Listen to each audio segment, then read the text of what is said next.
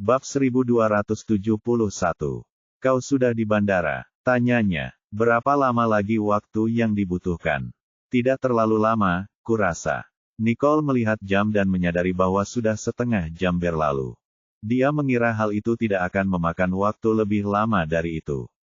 Baiklah, aku akan datang menjemputmu sekarang, kata Martin. Apakah kamu tidak sibuk? Tanyanya. Jangan khawatir, tunggu saja aku di bandara. Martin menutup telepon setelah mengatakan itu. Marsekal udara akhirnya keluar setelah beberapa saat, lalu ia menghampiri Nicole dan berkata, "Maaf, Bu. Orang itu sudah mengakui semuanya." Apa katanya? Nicole menatap marshal udara itu dengan penuh harap. Menurut pengakuannya, dia mengatakan bahwa dia hanya punya ide melakukan sesuatu yang tidak seharusnya dia lakukan karena melihat betapa cantiknya penampilanmu, kata perwira udara itu. Dia bersedia meminta maaf dan memohon ampunanmu. Nicole menatap petugas polisi udara itu dengan tidak percaya. Hanya itu. Ya, Bu. Kami telah menyelidikinya, dan kami dapat memastikan bahwa dia tidak berbohong, kata perwira udara itu dengan nada suara serius. Tidak mungkin. Aku yakin dia menyembunyikan sesuatu. Alasan yang dia berikan konyol sekali. Nicole memprotes, tidak dapat meyakinkan dirinya sendiri untuk percaya bahwa itu adalah hasil penyelidikan. Bagaimana dengan ini? Aku bisa membawamu masuk dan berbicara dengannya secara pribadi jika kau tidak percaya apa yang dikatakannya, usul sang marshal udara. Tentu saja, Nicole setuju, karena dia telah menunggunya mengatakan itu. Setelah memasuki ruang investigasi, Nicole langsung menghampiri pria itu dan menatap matanya.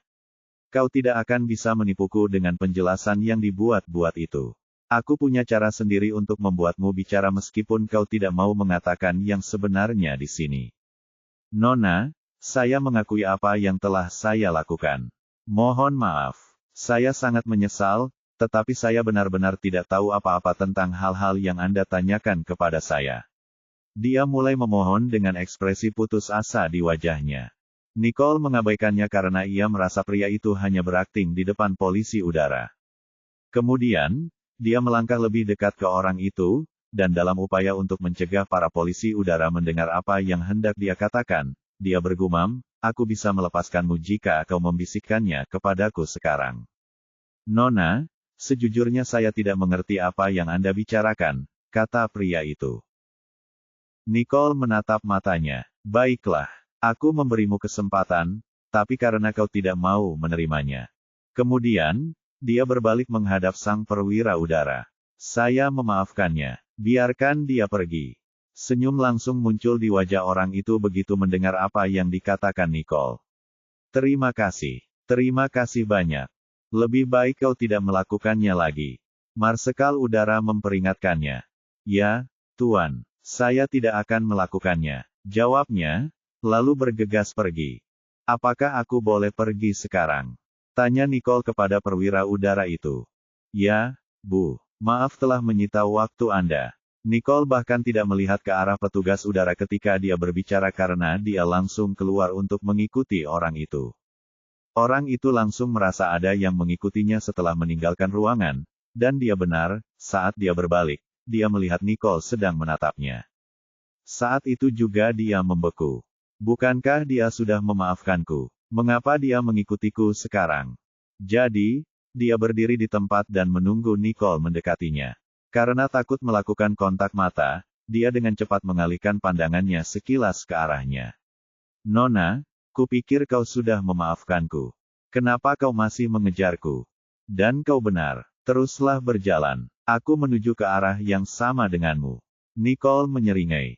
Silakan. Orang itu mengulurkan tangannya, memberi isyarat agar Nicole berjalan lebih dulu. Nicole menatapnya dengan dingin. Tidak, aku baik-baik saja. Bab 1272. Pria itu menelan ludah, tidak berani melawan Nicole. Dia berjalan menjauh dengan takut-takut, dan sesekali menoleh ke belakang untuk menatapnya. Tak lama kemudian, mereka berdua memasuki tempat parkir bersama-sama. Dan karena tak tahan lagi, dia berbalik menghadap Nicole. Nona, saya minta maaf. Saya seharusnya tidak bersikap tidak hormat kepada Anda. Saya tahu Anda orang yang murah hati, jadi mohon maafkan saya kali ini, sungguh. Sudah kubilang aku akan membiarkanmu pergi sekarang juga jika kau mau memberitahuku siapa yang mengirimmu. Nicole menatapnya dengan tatapan kosong. Tidak ada yang mengirimku. Aku tidak bisa menahan keinginanku. Mengapa ada yang mengirimku untuk melakukan hal seperti ini? Nicole mendorong orang itu hingga hampir berlutut. Bagaimana kalau begini? Apakah kau akan membiarkanku pergi jika aku berlutut di hadapanmu? Pria itu berlutut di hadapan semua orang sambil berbicara. Namun, Nicole sama sekali tidak terpengaruh oleh sikap itu. Tindakannya berlutut tidak akan mengubah pikirannya jika dia tetap tidak memberitahu siapa yang mengirimnya. Pada saat yang sama, mobil Jared diparkir di sebelah Nicole, dan saat dia melihat pria yang berlutut di tanah sebelumnya, dia mengalihkan pandangannya ke Nicole. Apa yang terjadi? Kenapa kamu di sini? Nicole malah balik bertanya alih-alih menjawab. Jared tahu kalau Nicole masih marah padanya, jadi dia berkata, Martin ada urusan yang harus diselesaikan dan tidak bisa datang ke sini, jadi dia menceritakannya kepadaku. Apa? Aku seharusnya tidak memintanya untuk menjemputku di sini, gumam Nicole pelan. Pria yang berlutut itu menatap Nicole dan Jared dari ujung kepala sampai ujung kaki. Temannya juga ada di sini. Aku celaka. Nona, saya sudah belajar dari kesalahan saya. Mohon maaf. Pria itu terus memohon. Terlalu banyak orang di sini. Kita harus membawanya ke tempat lain. Jared melirik orang yang tergeletak di tanah dan berkata kepada Nicole. Sebagai tanggapan, Nicole melirik Jared dan masuk ke mobil. Jared memandang Max, yang langsung menerima pesan tersebut, mendorongnya untuk membawa pria itu ke dalam mobil dan meninggalkan tempat itu. Mengetahui bahwa Nicole tidak ingin pulang bersamanya, Jared masuk ke mobil dan berkata, ke rumah besar di tepi pantai.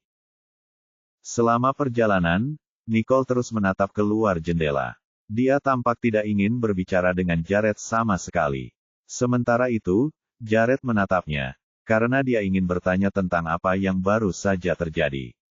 Meskipun demikian, dia segera mengurungkan niatnya, yang mengakibatkan keheningan total selama perjalanan menuju rumah besar itu.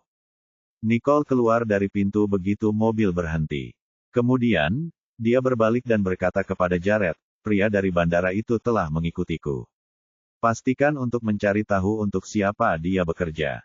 Dia membanting pintu hingga tertutup sebelum masuk ke dalam rumah besar itu tanpa menunjukkan niat untuk mengundangnya masuk. Jared ingin keluar dari mobil bersamanya, tetapi karena tahu bahwa itu bukanlah ide yang bagus, dia menarik tangannya dari gagang pintu. Sebaliknya, dia menatap sosok Nicole yang menghilang ke dalam rumah besar itu dan berkata, pergilah ke tempat Max sekarang. Dia berlari ke arah Nicole begitu dia memasuki rumah besar itu. Nicole, apa yang membawamu ke sini? Dia sangat terkejut melihat Nicole di sini. Dia tidak melihat seorang pun memasuki rumah besar itu ketika dia bangun beberapa saat yang lalu. Namun, disinilah Nicole, muncul entah dari mana. Tia hanya tercengang. Apa kabar kalian? Nicole menatap Tia dan bertanya dengan khawatir. Kami baik-baik saja. Nenek baru saja membicarakanmu pagi ini. Dia bilang akan sangat menyenangkan jika kamu bisa kembali hari ini, dan kamu benar-benar melakukannya. Di mana dia? Tanya Nicole, karena dia tidak melihat Nyonya Walleser di ruang tamu manapun. Dia masih tidur di kamarnya. Kalau begitu, aku tidak akan mengganggunya. Aku akan bicara padanya setelah dia bangun. Meskipun Nicole ingin segera bertemu dengan Nyonya Walleser, dia tidak ingin mengganggu wanita tua yang sedang tidur itu. Tentu saja, kamu pasti sangat lelah, datang jauh-jauh ke sini. Kenapa kamu tidak tidur siang di atas juga? Tanya Tia. Bab 1273. Baiklah, aku akan ke atas sekarang. Oh, ngomong-ngomong, kamu mau makan apa untuk makan siang?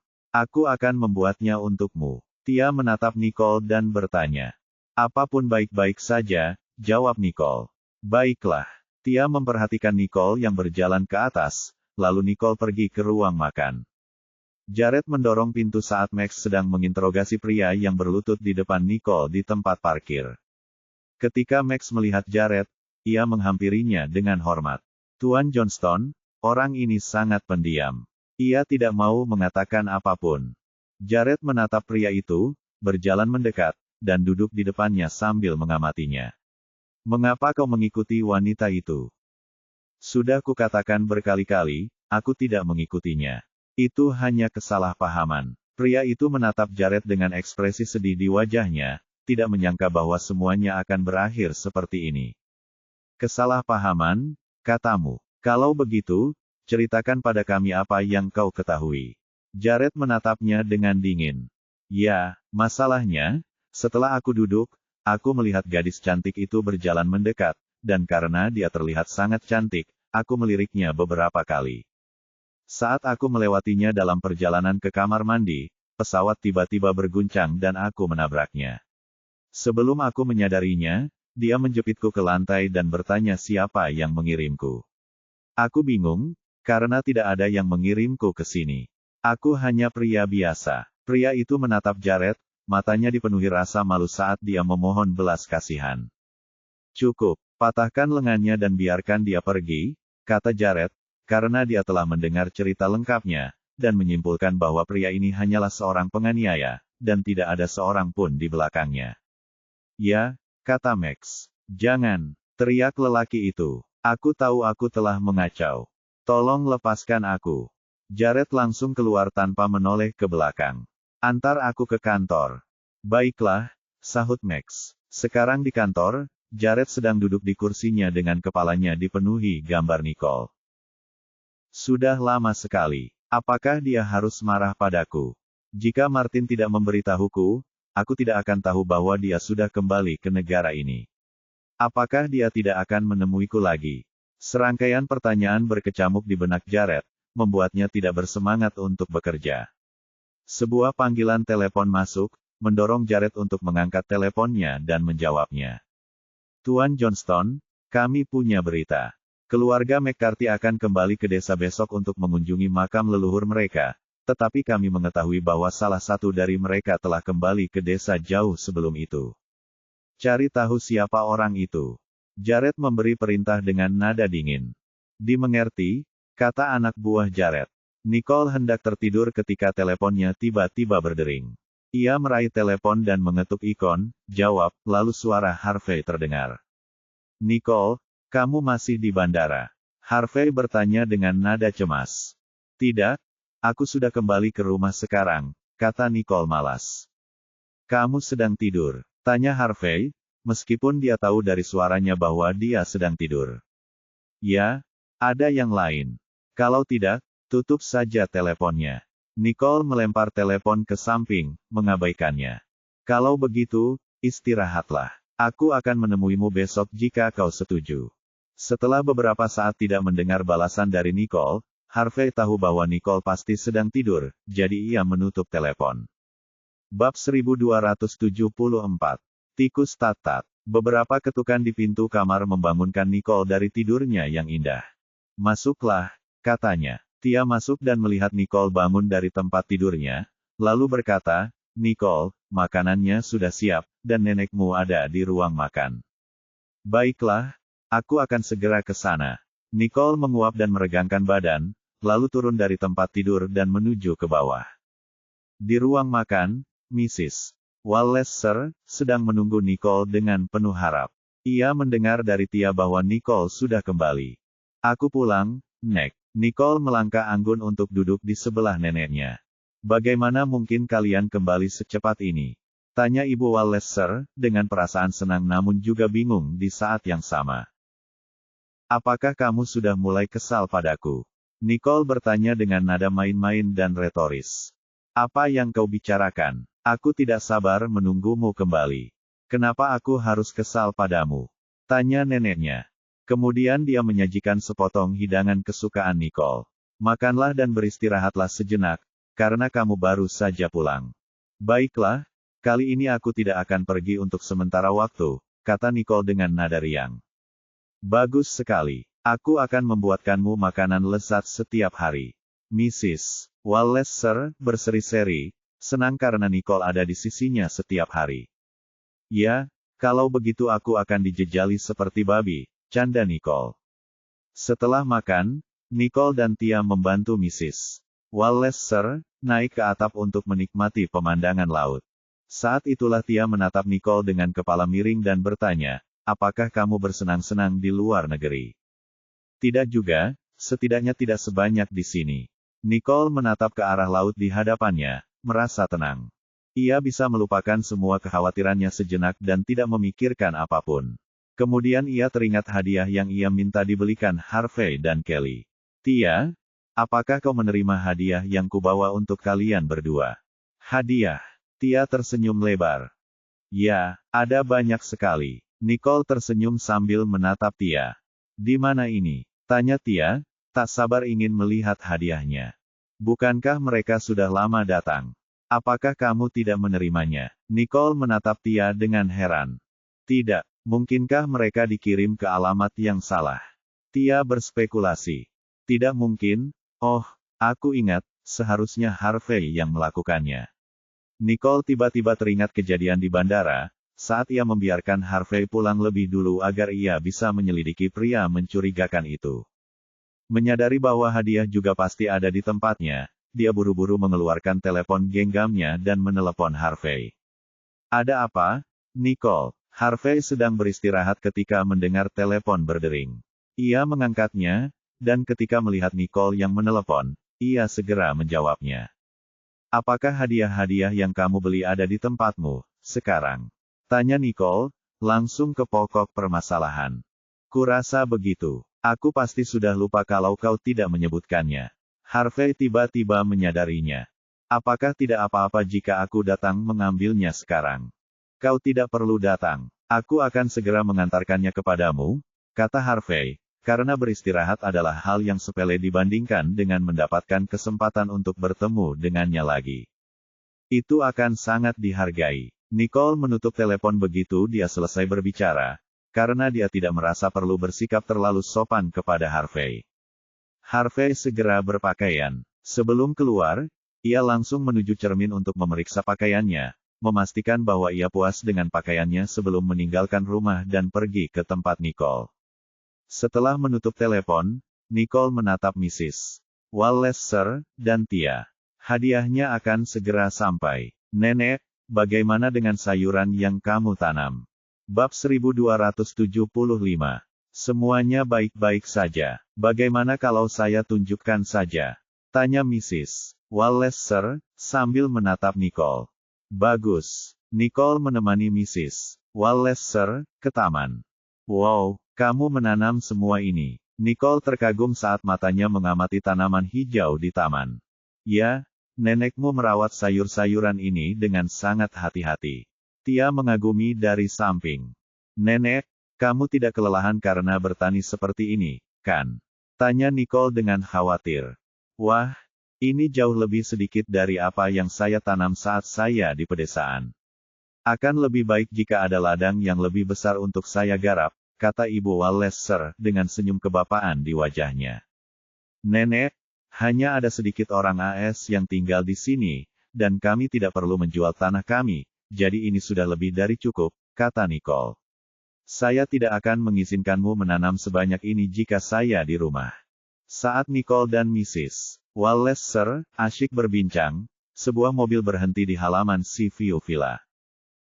Saat itulah Harvey keluar dari mobil dan melihat Nicole, Mrs. Wallace, dan Tia sedang mengobrol di taman. Hai, Nicole. Harvey, kemarilah dan lihatlah. Nicole melambaikan tangannya untuk memanggilnya. Harvey keluar dari mobil dan berjalan menuju taman. Saat ia menghampiri Nicole, ia menyapa Mrs.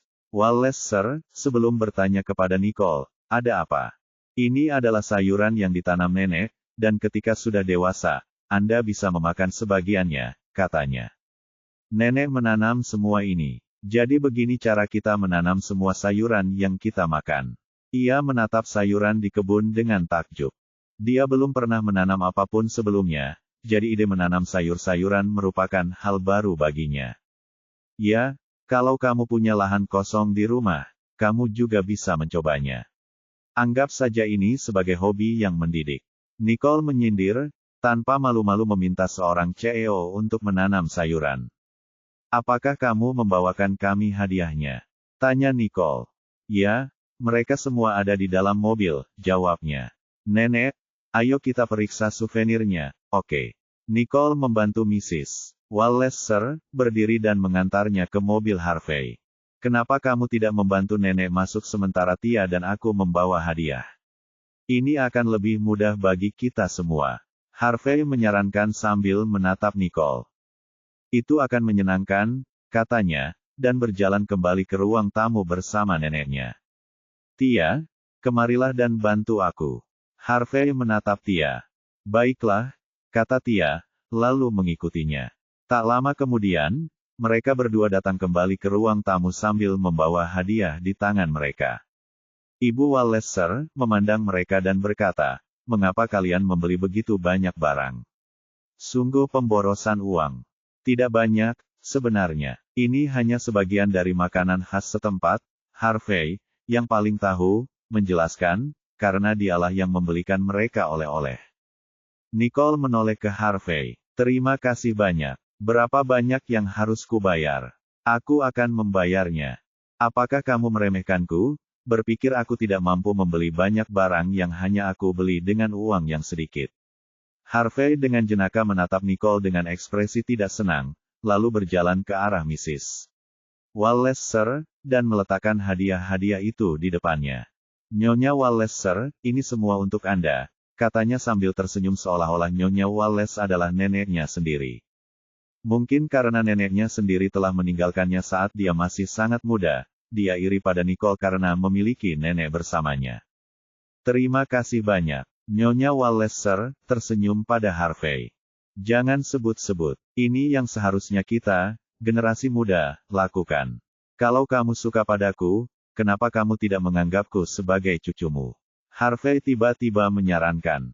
Nicole mengerutkan kening saat mendengar itu, berpikir bahwa Harvey pasti sudah gila karena memberikan saran seperti itu. Dia langsung menimpali sebelum neneknya sempat mengatakan apapun. Bukankah kamu punya kakek, Harvey? Mengapa kamu ingin menjadikan nenekku sebagai kakekmu? Jangan pernah berpikir tentang itu. Bab 1276. Melihat ekspresi tidak setuju Nicole, Harvey menjelaskan, aku tidak bermaksud merebut nenek darimu. Aku hanya berpikir dia sangat menyukaiku, jadi aku yang mengusulkannya. Saya menyukainya. Dia sangat rapi dan sopan, kata Ibu Wallace Sir. Kau dengar itu, nenekmu sangat menyukaiku. Apapun yang kau katakan tentang itu tidak penting. Harvey segera duduk di sisi lain Mrs. Wallace Sir, dan menghindari tatapan tajam Nicole. Nenek, jangan tertipu oleh penampilannya. Dia licik dan kepribadiannya sama sekali tidak sesuai dengan penampilannya, kata Nicole sambil duduk. Nyonya Wallace Sir memandang mereka berdua, yang duduk di sebelah kiri dan kanannya, dan tertawa kecil. Kalian berdua benar-benar seperti saudara kandung saat bertengkar. Dia bukan saudaraku, kata Nicole, tidak menginginkan saudara seperti Harvey.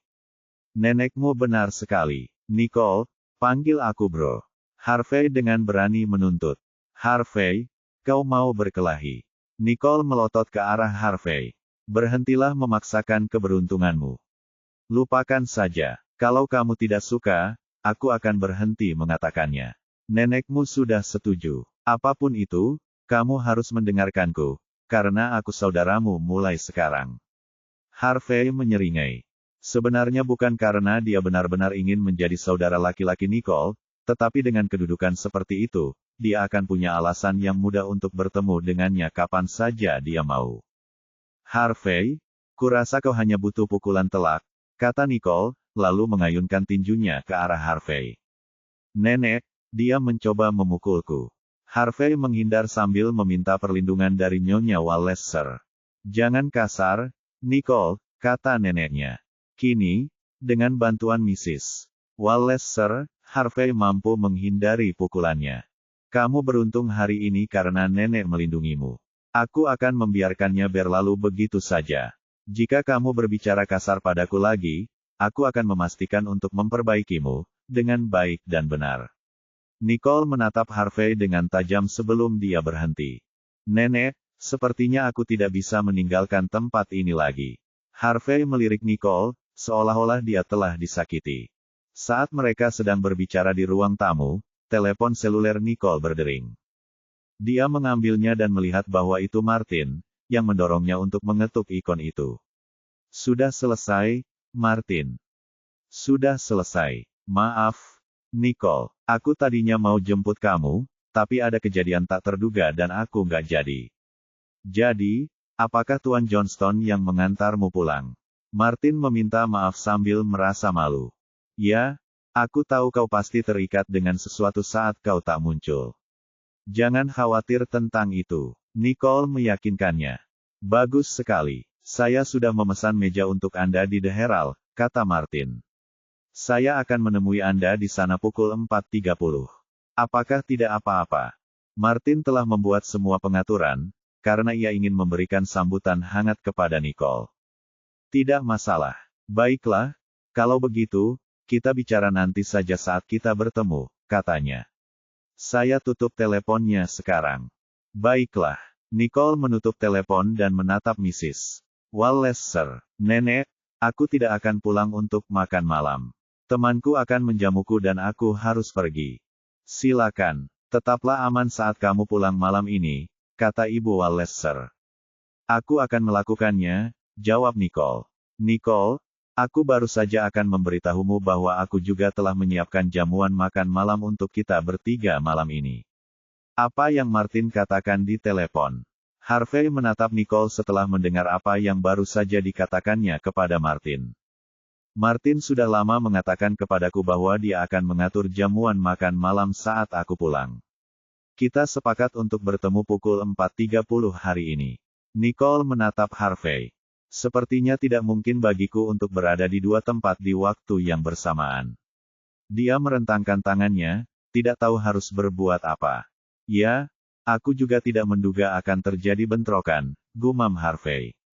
Biar ku beritahu, karena ini resepsi kita, dan Martin bukan orang asing, kenapa tidak kita lakukan saja bersama-sama? Bagaimana menurutmu? Usul Harvey sambil menatap Nicole dengan saksama.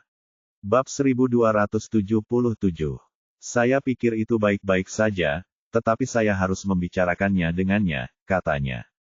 Kalau begitu, sebaiknya kau bicara padanya, kata Harvey. Baiklah. Nicole mengangkat teleponnya dan menelepon Martin.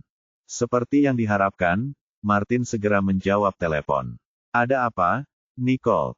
Martin, bolehkah aku membawa 2 orang lagi hari ini? Tanya Nicole. Siapa mereka? Jawab Martin dengan ramah. Harvey dan Kelly, yang baru saja kembali dari Lanningbok bersamaku.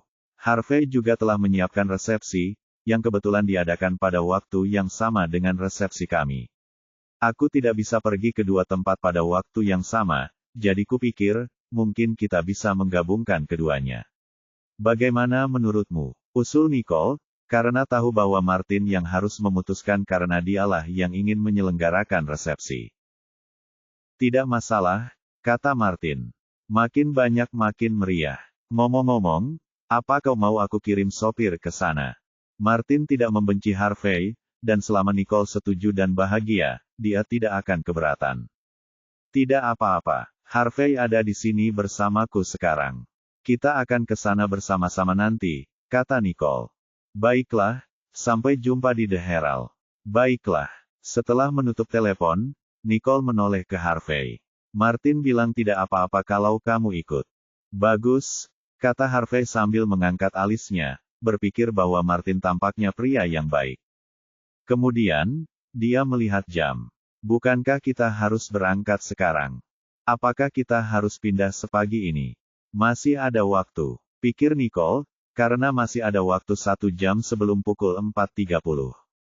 Bukankah kita harus menjemput Kelly? Tanyanya. Meskipun Kelly hanya asisten Nicole, mereka bertiga sangat akrab selama perjalanan ke Lanningbok. Karena itu, mereka memperlakukan Kelly seperti saudara perempuan mereka, dan menganggap penyambutan tamu tidak lengkap tanpa kehadirannya. Baiklah, aku lupa soal itu, kata Nicole. Nenek, kita berangkat dulu. Selamat tinggal, Nek. Aku akan segera menemuimu lagi. Harvey mengucapkan selamat tinggal kepada nenek itu dan berjalan keluar dari villa bersama Nicole. Kau tidak perlu menyetir. Ambil saja mobilku, kata Harvey sambil menatap Nicole. Baiklah, Tapi kau harus mengantarku pulang kalau sudah selesai, kata Nicole sambil menatap Harvey. Jika dia tidak setuju, dia akan mengendarai mobilnya sendiri. Tidak masalah, masuk saja. Harvey menjawab, dengan senang hati melakukannya karena keistimewaan mengantar wanita selalu menjadi milik Jared, dan giliran Harvey yang akan datang hari ini. Harvey menyalakan mobil dan melaju menuju rumah Kelly, sambil melirik Nicole dan berkata, Nicole, bisakah kau menelepon Kelly dan menyuruhnya bersiap? Kami akan menjemputnya segera setelah kami sampai di sana. Baiklah. Nicole meraih teleponnya dan menghubungi nomor Kelly. Kelly, kamu sibuk? Tanya Nicole. Tidak. Apa yang bisa kubantu, Nicole? Kelly menatap komputernya, mengira Nicole telah memberinya tugas. Ada resepsi malam ini, jawab Nicole.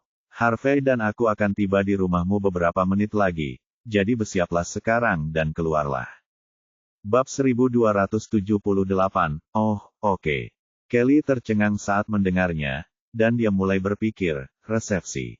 Apa yang sedang terjadi? Mengapa aku diundang? Namun karena Nicole tetap mengundangnya, ia segera menyegarkan diri dan turun ke bawah. Setelah beberapa saat, mobil Harvey berhenti di depannya. Kemudian, ia memastikan bahwa kedua orang di dalam mobil itu memang Nicole dan Harvey sebelum masuk ke dalam mobil. Harvey menatap Kelly lewat kaca spion dan menggodanya, aku tidak menyangka akan melihat sisi feminin Kelly ini. Selama berada di luar negeri, Kelly selalu mengenakan pakaian formal, yang menunjukkan kesan profesionalisme. Namun, hari ini, ia mengenakan gaya yang sama sekali berbeda, yang menyegarkan untuk dilihat. Harvey, ini pertama kalinya aku mendengarmu memuji seseorang. Namun, aku harus mengatakan bahwa Kelly benar-benar memiliki selera mode yang bagus hari ini. Aku juga menyukainya. Sepertinya kamu sangat dipuji oleh Harvey hari ini, Kelly. Aku tidak sekejam yang kau kira. Bukankah aku sering menghujanimu dengan pujian? Harvey menatap Nicole dengan heran. Kemudian, ia melanjutkan. Tapi Kelly memberiku perasaan yang sangat berbeda hari ini daripada sebelumnya. Kelly, aku sarankan kau memakainya seperti ini mulai sekarang. Sangat cocok untukmu, kata Harvey. Kelly tersipu ketika mendengar pujian yang dilimpahkan kepadanya. Sambil menatap Harvey dari kursi belakang, dia berkata, benarkah? Karena menurutmu itu cocok untukku, aku akan terus berpakaian seperti ini setiap kali aku punya kesempatan. Apa maksudmu saat kau punya kesempatan? Apa kau tidak mengizinkan ini di tempat kerja? Harvey menatap Nicole di sampingnya. Kenapa kau menatapku seperti itu? Nicole menatap Harvey dengan cemberut, lalu melirik asistennya. Kelly, kau boleh pakai apapun yang kau mau mulai sekarang. Oke, Kelly melirik profil samping Harvey, merasa senang. Segera setelah itu, mereka tiba di depan The Herald dan keluar dari mobil, lalu mereka semua masuk, sementara seorang pelayan memarkir mobil untuk Harvey. Saya tidak tahu kalau Martin sudah menyiapkan makan malam di tempat ini, kata Harvey sambil berjalan. Kamu pernah ke sini sebelumnya? Tanya Nicole. Cukup rutin. Saya merayakan ulang tahun saya di sini hampir setiap tahun, Harvey menyatakan tanpa menyombongkan diri sama sekali. Hah, kenapa kedengarannya seperti kau sedang membual? Nicole melirik Harvey. Itu karena kamu terlalu memikirkannya, balasnya. Martin, kita sudah sampai. Kamu sudah sampai. Nicole menelepon Martin. Saya di sini, kata Martin. Saya akan segera datang untuk menjemput Anda. Dalam 1 atau 2 menit, Martin muncul, dan ketika dia mendekati Nicole, dia menyapa mereka satu persatu. Kalian datang cukup pagi. Silakan lewat sini. Martin memimpin jalan. Sudah berapa lama kau di sini? Tanya Nicole sambil menatapnya. Sudah lama tidak bertemu. Kupikir kalian akan datang tepat waktu, dan aku tidak menyangka kalian semua akan datang sepagi ini. Martin tersenyum dan mengobrol dengan Nicole. Ketika mereka tiba di kamar pribadi mereka yang disediakan, Martin mengundang mereka bertiga untuk duduk. Berapa lama kalian akan tinggal di sini kali ini? Martin menatap Nicole sebelum melirik Harvey dan Kelly. Kami akan tinggal di sini untuk waktu yang lama kali ini. Apakah ada yang perlu Anda bantu? Tanya Nicole sambil menatap Martin dengan senyum di matanya. Bab 1279. Mungkin memang ada. Aku akan memberitahumu setelah aku memikirkannya, canda Martin. Ngomong-ngomong, bagaimana dengan pembangunan kembali pabriknya? Tanya Nicole, karena yang paling ia khawatirkan saat ini adalah pembangunan kembali pabriknya. Sudah dibangun kembali. Dengan dukungan penuh dari Ten Johnston, pembangunan kembali berjalan sangat lancar. Sekarang kami sedang memasang peralatannya. Martin menatap Nicole. Oh, hanya penyebutan Jared saja membuat Nicole sedikit kecewa, karena Jared tidak ada di antara mereka hari ini. Sekarang semua orang sudah di sini, bagaimana kalau kita mulai? Nicole memandang Martin. Martin melihat ponselnya dan berkata, tunggu sebentar. Ada orang lain yang akan segera datang. Nicole mengerutkan kening. Ada orang lain yang datang.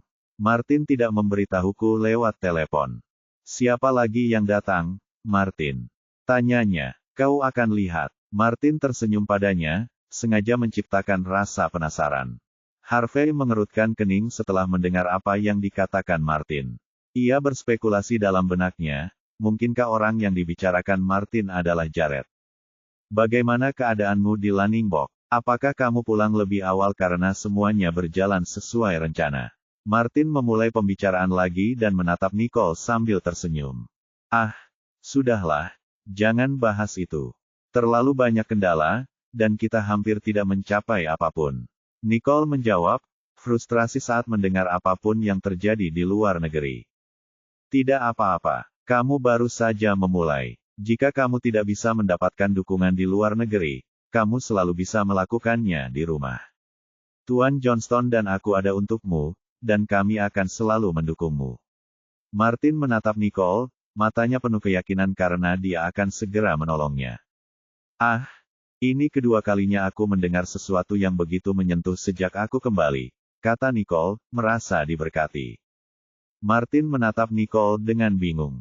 Apa maksudmu saat kau bilang, kedua kalinya?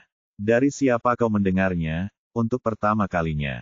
Pertama kali dari Harvey. Nicole menatap Harvey dengan ekspresi geli. Saat itulah seseorang mendorong pintu masuk. Dengan aura yang menakutkan, Jared muncul di depan mata mereka. Nicole terkesiap melihat Jared. Seharusnya aku sudah menduganya. Bagaimana mungkin dia tidak hadir di resepsiku? Lagi pula, kursi di sebelahku kosong sejak aku duduk, dan seharusnya aku sudah menduganya. Secara kebetulan, Harvey sedang duduk menghadap pintu, dan ketika Jared masuk, mata mereka bertemu sejenak. Harvey berpikir, itu benar-benar dia. Tuan Johnston, silakan masuk. Martin segera mengantarnya ke kursi di sebelah Nicole. Harvey menatap Jared dan baru mengalihkan pandangannya setelah Jared duduk. Hai, Tuan Johnston, Kelly menyapanya dengan hormat. Jared mengangguk pelan sebagai tanda terima saat ia duduk di sebelah Nicole tanpa sedikit pun rasa canggung. Nicole menyesal tidak memberitahu Martin tentang hal ini sebelumnya, tetapi sekarang sudah terlambat. Tidak ada gunanya lagi mengatakan apapun, karena Jared sudah duduk di sebelahnya. Apa yang Harvey katakan waktu pertama kali? Jared bertanya pada Nicole saat dia duduk, karena dia mendengar apa yang mereka bicarakan di pintu. Apa yang membawamu ke sini?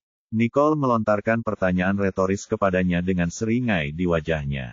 Jared tidak merasa terganggu ketika Nicole tidak memberikan jawaban yang jelas atas pertanyaannya. Sebaliknya, dia langsung menjawab pertanyaannya.